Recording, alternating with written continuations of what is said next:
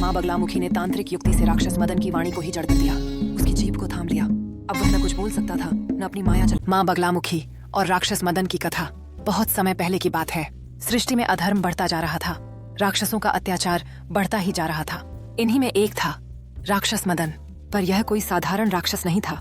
उसने ब्रह्मा जी से वरदान पाया था कि कोई भी अस्त्र शस्त्र या देवता उसे पराजित नहीं कर सकते।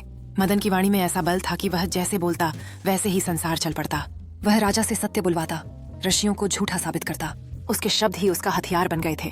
देवता भयभीत हुए, ब्रह्मा विष्णु महेश भी मौन हो गए। तब सभी पहुंचे। 10 महाविद्याओं की रक्षा की स्तंभिनी शक्ति माँ बगलामुखी के चरणों में माँ ने ध्यान लगाया और अपने दिव्य रूप में प्रकट हुई।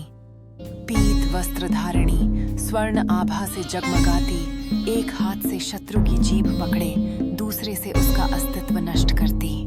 माँ बोली, जब तक वाणी में अहंकार है तब तक वह सत्य नहीं, केवल गर्व है। मैं उस गर्व को स्तंभित करती हूँ। माँ बगलामुखी ने तांत्रिक युक्ति से राक्षस मदन की वाणी को ही जड़ कर दिया। उसकी जीभ को थाम लिया। अब वह न कुछ बोल सकता था, न अपनी माया चला सकता था। राक्षस मदन तड़प उठा। उसका सारा बल वाणी में ही था, और जब माँ ने वहीं स्तंभित कर दिया, वह माँ के चरणों में गिर पड़ा। मुझे क्षमा करो देवी।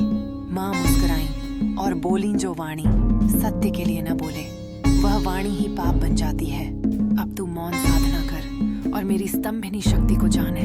तब से माँ बगलामुखी को वाणी को नियंत्रित करने वाली देवी कहा गया, जो शत्रु की बुद्धि, जीभ और चाल को स्तंभित करती हैं। उनका स्मरण करने से कानून, विवाद, शत्रु तर्क सब नष्ट हो जाते हैं। अगर माँ की ये रहस्यमयी शक्ति आपके दिल को छू गई हो तो इस धार्मिक यात्रा को और लोगों तक पहुँचाने में हमारा साथ दें। लाइक करें, शेयर करें।